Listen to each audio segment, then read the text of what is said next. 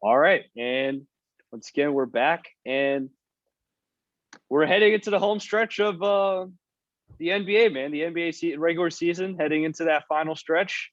Kind of exciting. This is when I usually pay attention. You know, this year I, with Franklin's coercion, I joined a fantasy basketball league, so I've been able to keep track more in depth than I usually do with the NBA. But this is the time I usually get involved, and I guess it's been a while since we've talked, and a lot has happened in the NBA. And I think the number one thing is that Curry streak, man. That Steph Curry streak. Yeah. Oh my gosh. I know you're a huge Splash Brothers fan, so am I, but I guess your thoughts, just what take me through as a huge Curry fan, what were you thinking? Well, you can just like hear this, like Steph Curry averaging over 30 points for how many was that, like 10, 12 games like straight, and then he was shooting over 50% from the field.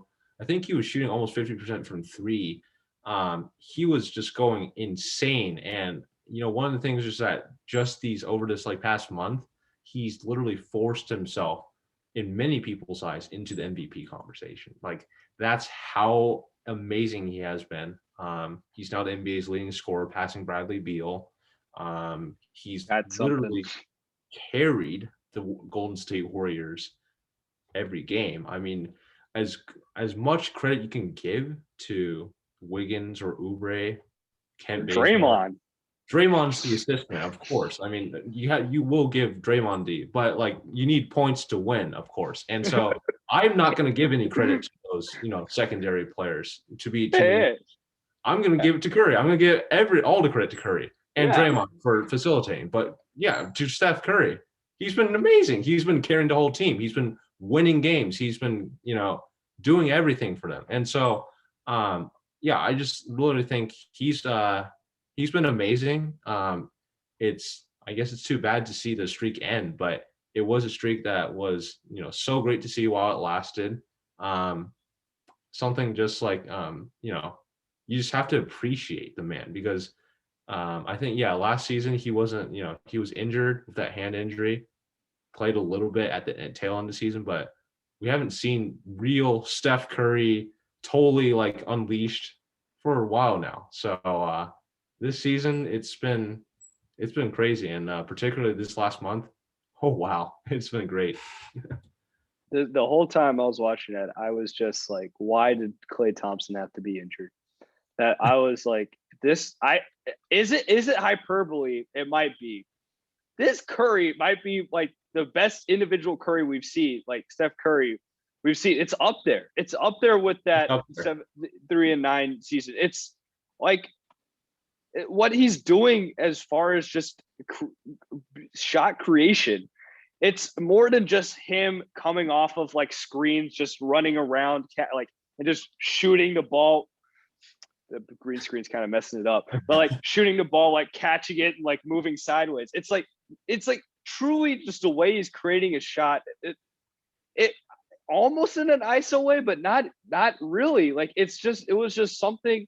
I guess it was like the Wizards ended it, but I mean, I think he scored 30 like 30 plus the other day, didn't he? Like, so it's kind of still, it's just, if you want to say streak, forget about one game in the middle, it's still going.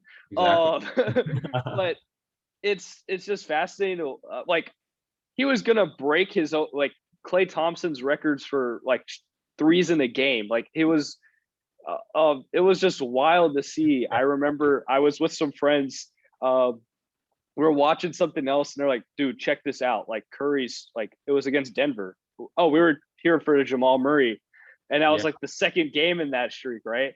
And we were just thinking about Jamal Murray would happen. But that game, like that was something too from Steph. And just to I saw a lot of that Celtics. That was a great game. That Celtics Warriors game, the Tatum scoring of like 40 plus and Curry going off, like that was a off. duel. Oh my gosh, that was a great game. That was amazing ending, and how Celtics just win or lose, they find a way to get at least close and start out terribly. Just this team always. But it's just, I guess we're kind of. I just thought, man, Clay needs to be here. Like Clay, imagine them with Clay and Draymond being how great of a like assist man he's being for this team. Like, how good should like it's it was great. It was just great. Of course, I have a soft spot for like that Splash Brothers. Where it's just so it's so fun to watch them, of course, and I mean, yeah. So I guess rip the streak, or you could say it's still living on, man. Still living on. I'd like to prefer to say it's still living on. Oh yeah. Yeah, I just say like in this era of super teams and all that, I think the Warriors obviously they had Kevin Durant, and that was a super team. We can't say anything about that, but of course, the rest of the Warriors when they won their first championship, that was a homegrown drafted team. And so like that's one of the few things that you don't see a lot of anymore in this modern NBA era. So that's why and they've always been some of the the best players. They've been oftentimes underappreciated, particularly like Clay. A lot of people underappreciate his impact on the court. I'm a big fan. You're a big fan. I think Clay. with Clay, it would have been so much more of a they would have been a great contender. I think also they need James Wiseman to be healthy. He's out, so that's unfortunate too. But I think next season when everything comes back together, hopefully, please, let's hope everybody's healthy next season. We'll see how good this Warriors team is going to be, because I think it's going to be pretty amazing. Now, also, this might be some. Was that Warrior Street? This is kind of. Is it a coincidence Wiseman, got injured and it started? Is it a coincidence? Draymond's like now, like I think part of it might be that this motion offense is able to like fully run with, I think James Wiseman's good, but James Wiseman now, I think Draymond's being more like just a playmaker and assist man, and Steph's able to do his thing. That's fair. Yeah, that's fair. It could be, correlation is to causation, but yeah, could be a thing. Yeah, for sure. Also, I guess want to talk. I gotta do this. My Celtics, they're figuring it out. Yeah, they've been good. They've been looking good. I've been pretty impressed with them. Just how they've been playing. I know Evan Fournier just came back, but it's good he's back, because since that trade he hasn't really played much. I mean, honestly, so hopefully I actually see how he fits in with the Celtics. He's been so inefficient. He's been so bad. Oh man, now I know my friend who's a Magic fan out here saying that he would trade Evan Fournier for a ham sandwich, and I was like, "What are you talking about? Evan Fournier is just like second or third best player." I was like, "Damn, maybe a ham sandwich would be nice." But yeah. Well, of course, this all comes to caveats. According to this after, Celtics kind of got just, they came back. I kind of quit on them, but the Nets thoroughly beat them.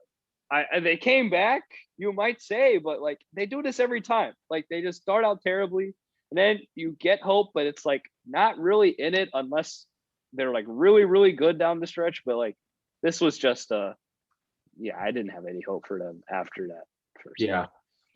I do remember our last episode we talked about how the Celtics, like the real test would be these last two games. Yeah, the Knicks and Nets swing. I think they did well on the Suns, against the Suns. I think they had a pretty healthy lead the entire time, wire to wire, basically. So great. That's a great sign for the Celtics for sure. I mean, as the Suns are so like they're the hottest team in the league right now. I would say probably, and so to have the Celtics. Don't insult those Knicks fans, man. Don't insult those Knicks fans. Okay, Knicks we'll get to a little bit later down the road. We'll talk about those Knicks fans because I know you rowdy Knicks fans will like us talk about you guys. But yes, of course. But the Suns are up there with the hottest teams in the league, and Boston had a thorough win there, and then against Nets, of course. You can definitely blame their slow start, but I just say they still hung in there. It was a 5-point loss, so it wasn't like, oh my God, they got blown out and we didn't try. But I turned it off and started doing my work once they were getting blown out. So I was like, that's So that's the thing with this team. They just need to be able to start just if they can start out just normally or hot, they could go so far. Like they could. Is that a homerish? That might just be a homer in me saying this, but you look at this team. They always pull it in close. They have the talent.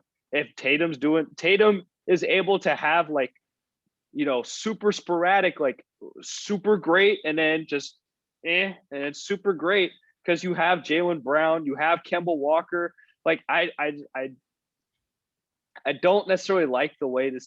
I don't necessarily like the way this team plays. I think I've said this. I'm a Celtics fan, but it can work. I won't doubt that. If it works, it works. It might not be pretty, but if it works, it works. Yeah. I guess I'm just there's still. If you live by the three, you die by the three. It's like they don't really have any other ways to create other than Tatum ISO and live by the three, die by the three. Right. But yeah. Well, yeah, I think it's always good also that Jason Tatum's one of those players I think that really heats up at the end of the regular season. I've seen that I think last few regular seasons just to see him kind of in the beginning it's a little bit slow. Things are a little bit a little bit too ISO. He figures it out once the season starts winding down towards the end of the playoffs. And, that's great. You're ramping up just at the right time, getting hot just at the right time, and going into the playoffs. So good for him. Keep up what he's doing. And, the Celtics are in good position right now.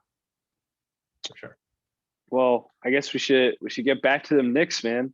Because, you thought the Celtics were hot. Or you thought the Suns were hot, and the Knicks out here. Ooh, my God! Red hot. 9 straight wins. Yep. What I would say is this. A lot of people are asking this question: has this season been a success for the Knicks? I don't see in any way that it couldn't be. So yes, of course, it's a success. Knicks fans, I know, it's like we want to win a championship. Of course, that's a goal for every team, but I think you need to take steps along the way.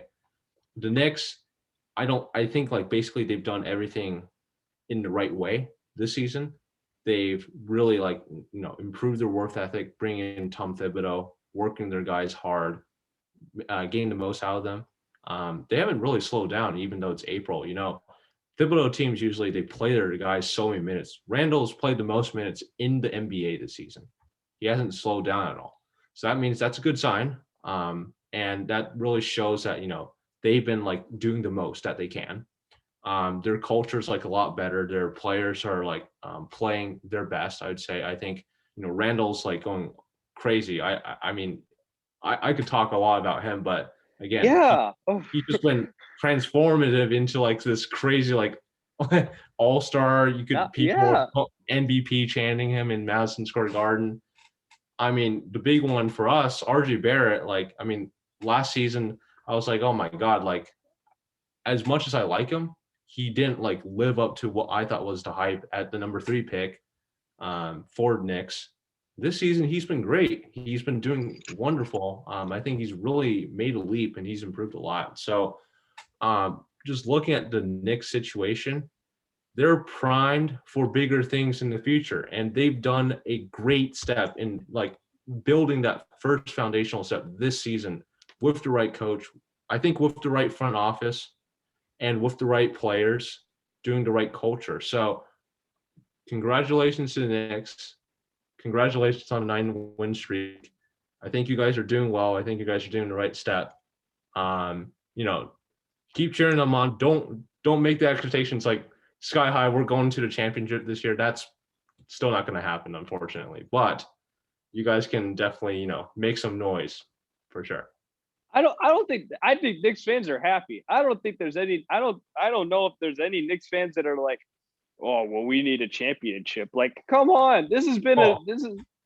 Yeah, no, I understand. There's some fans who are just like, right now they're like asking for it. Like, we're going to the moon. Like, we're gonna win the championship this year. But I mean, I get that they think that like what I'm saying, like it won't be a disappointment if they don't like that. I don't think any Knicks fan, even if they say we're going to win the championship, won't think it's a disappointment if they don't. Like, oh no, I understand. Yeah. is it okay?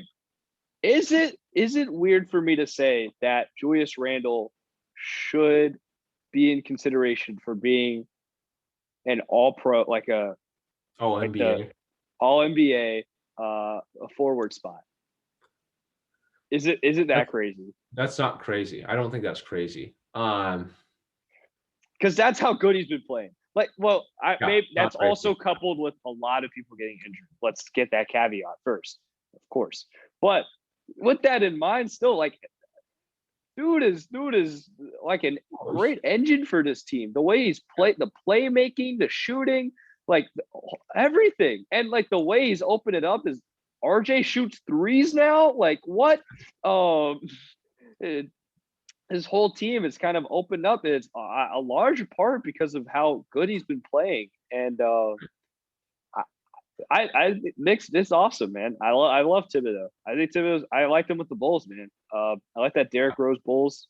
I like that team. And it's kind of, you got Derrick Rose back, of course. Thibodeau loves this man, and it's doing well too. I think having Derrick Rose as a veteran leader on this Knicks team is nice. Well, it's been good. Yeah, it's definitely such a young team.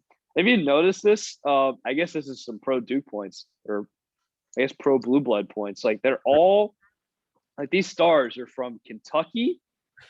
They're from Kentucky and Duke and Indiana. Like yeah. You can't ask for more. You have Julius Randle, you have your RJ Barrett, you have Derrick Rose is from Cal from Memphis when they were blue blood. They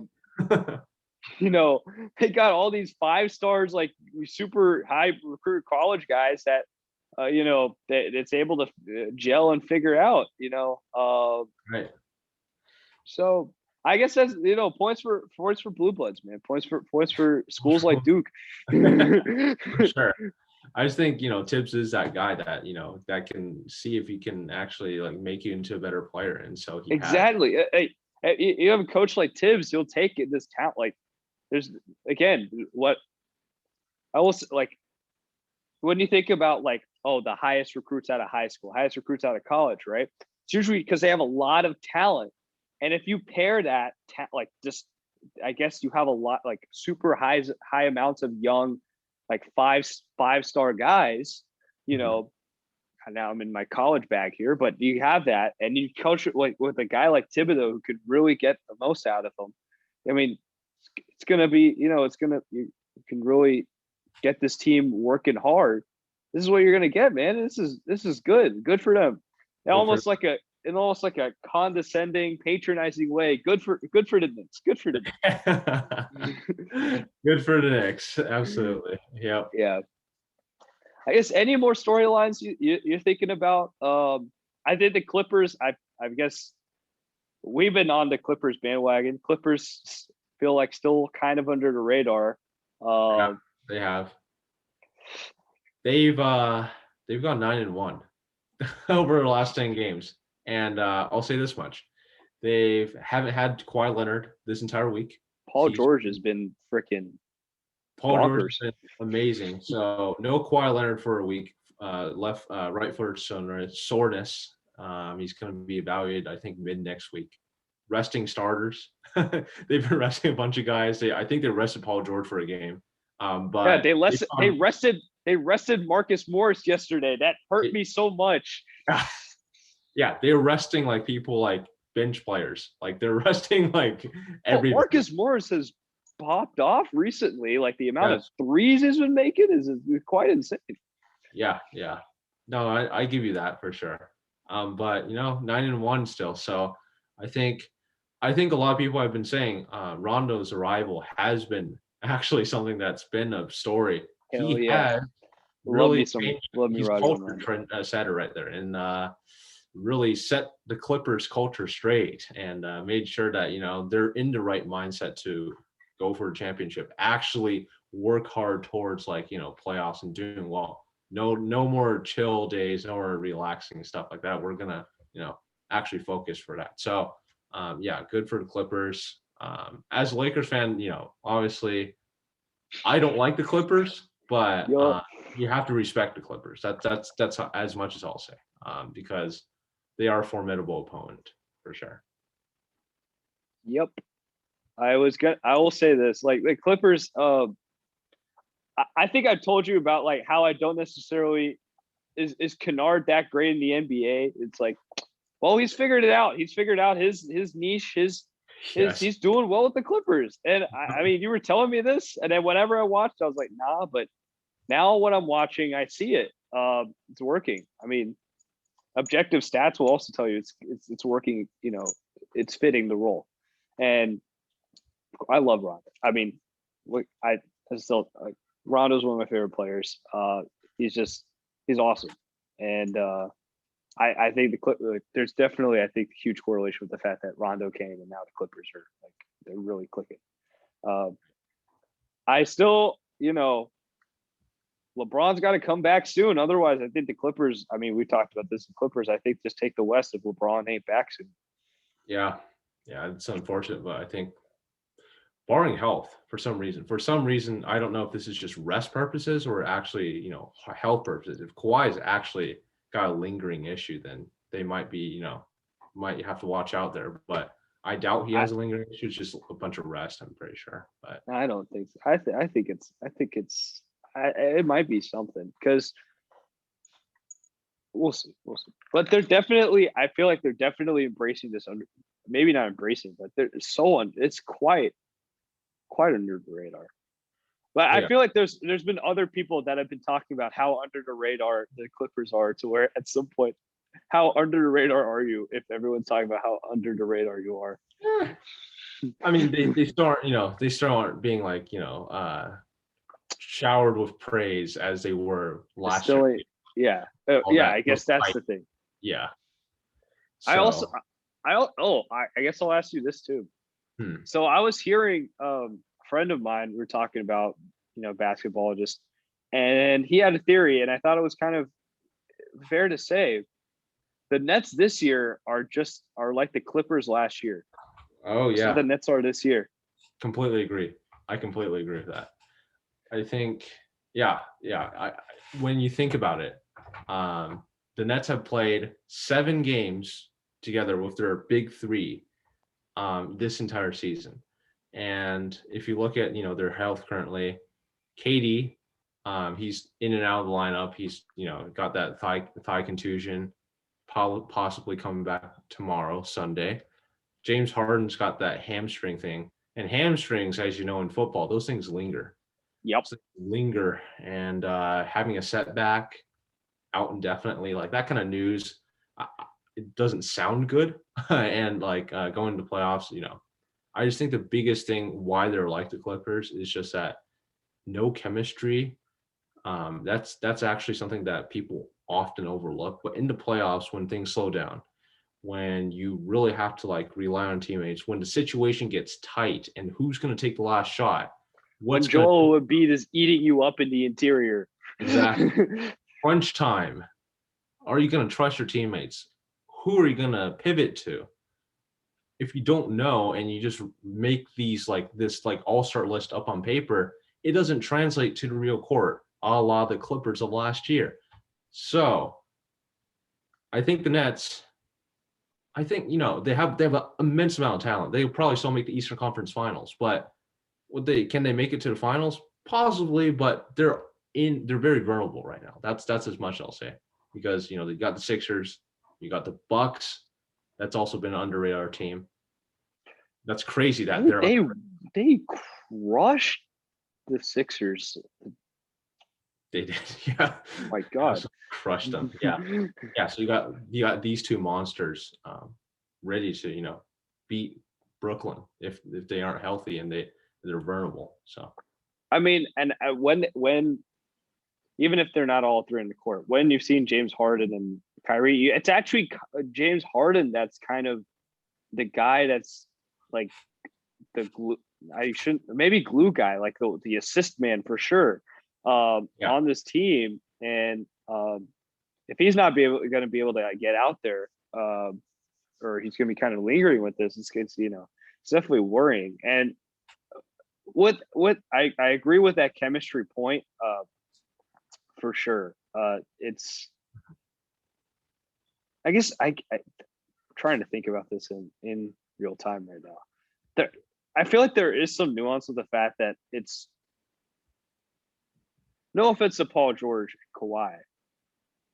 KD is better than both of them. I think Kawhi might be better than, let's say, Kyrie or James Harden, but I think James Harden and Kyrie are better than Paul George. I just think the talent level is still higher on this Brooklyn team than it was on the Clippers team, and I don't know if they're necessarily they're injured, but I don't know if they're necessarily being complacent in the same way we heard the Clippers team was, last year, how like Kawhi was being treated like, there's all these stories, right, about how the Clippers stars were being pampered and just not really being forced to really work for it, and they just assumed that they would be this team. I don't know if the Nets are just assuming. I think they're just genuinely injured, and this is what's happening. I don't think this is like they're taking this for granted. Sure. That's the one caveat I make. Right. I think the only response I could say is that I do agree with that. And this is the one thing that I can't really blame totally on Kyrie, because I think he has his right to do so, but people have raised concerns about him taking personal leaves. That's been a little bit frequent, this season.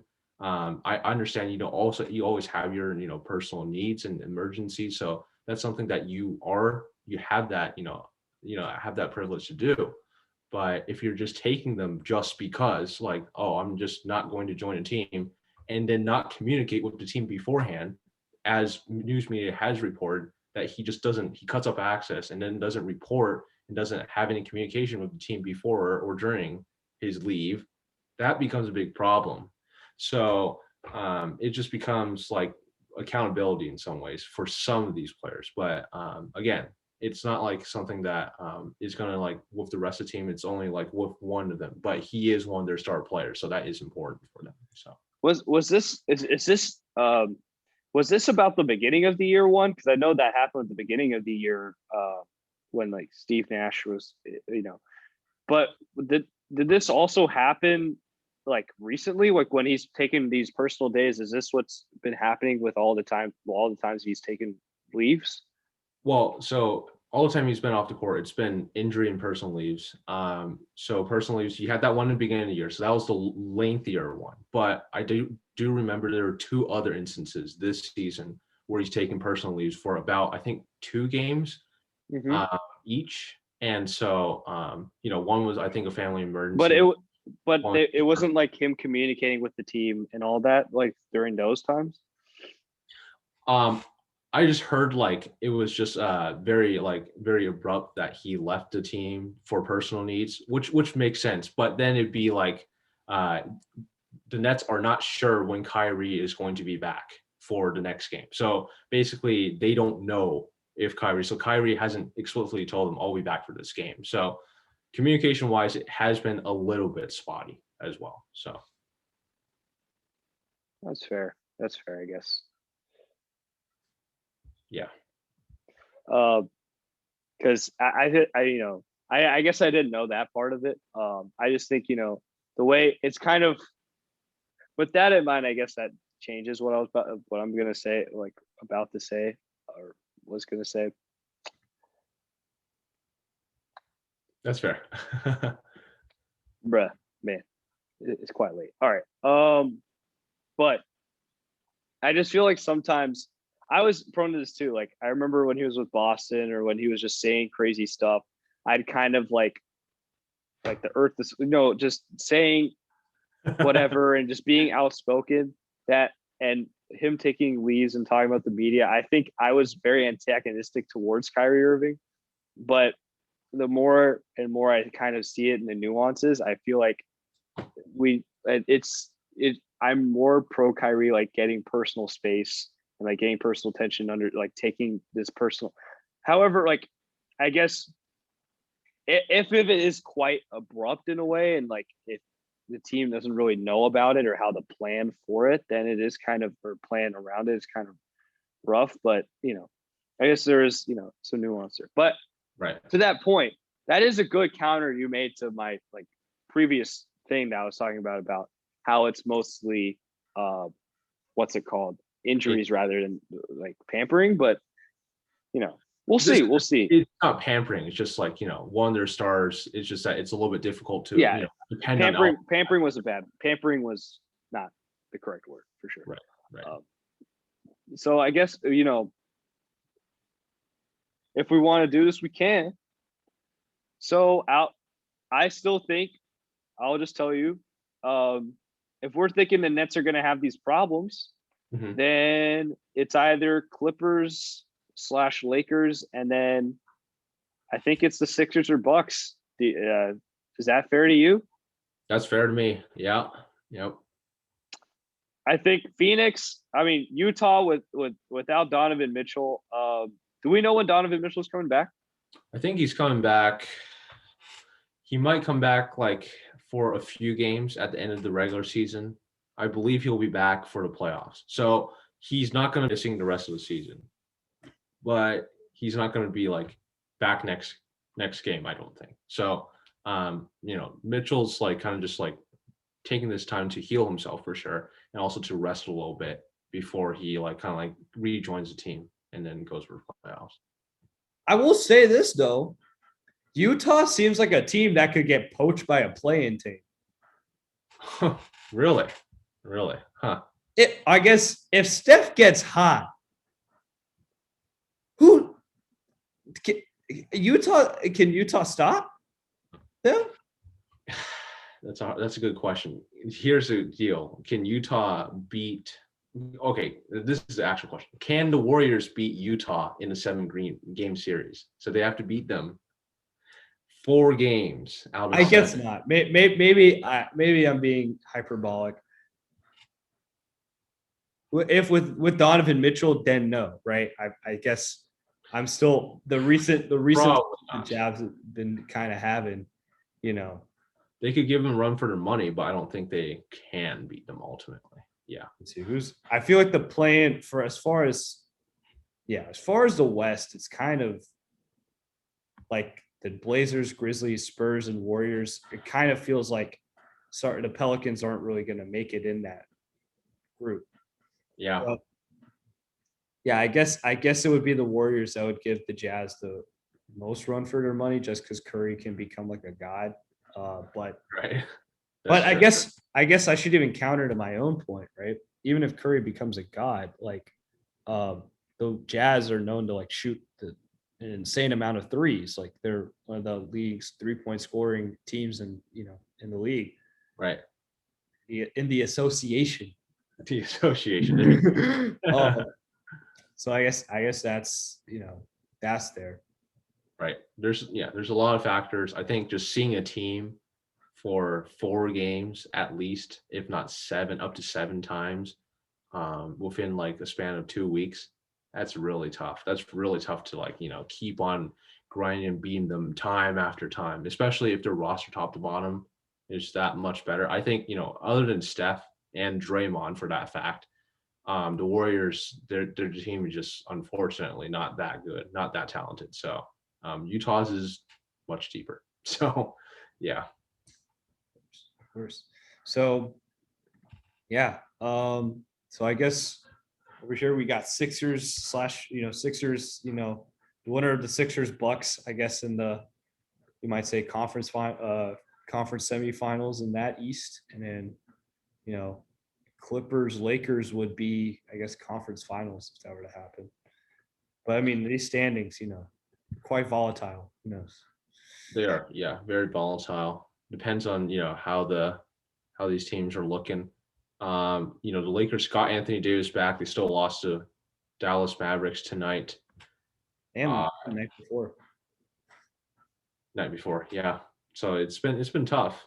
I think the Lakers without LeBron, they're just as good as Anthony Davis is. They're a 500 team. It's like Steph's Warriors. As good as Steph is, they're a 500 team.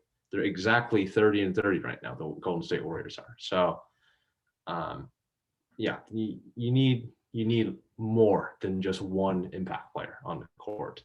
Not to discount Draymond, but you need one more than an actual impact player. So, well, with that attack on Draymond in mind, I think kind of run out of things to say, at least on my end. I don't know about you. If you run out of things to say for you. That's about it. I think in turn NBA wise, yeah, that's about it. I know so heads up to all of you watching. We probably won't be recording another episode before the NFL draft next Thursday. We got finals, man. We got finals. We got stuff. We got commitments that we have to deliver. So, but we'll give you all the latest on the reactions to what actually happens in an NFL draft and much more that happens in sports. So do stay tuned. It's going to be a very exciting and important week for us. So all things considered, honestly. So we'll see how it goes for sure. All righty. All right. See you guys later. Yeah. See you guys.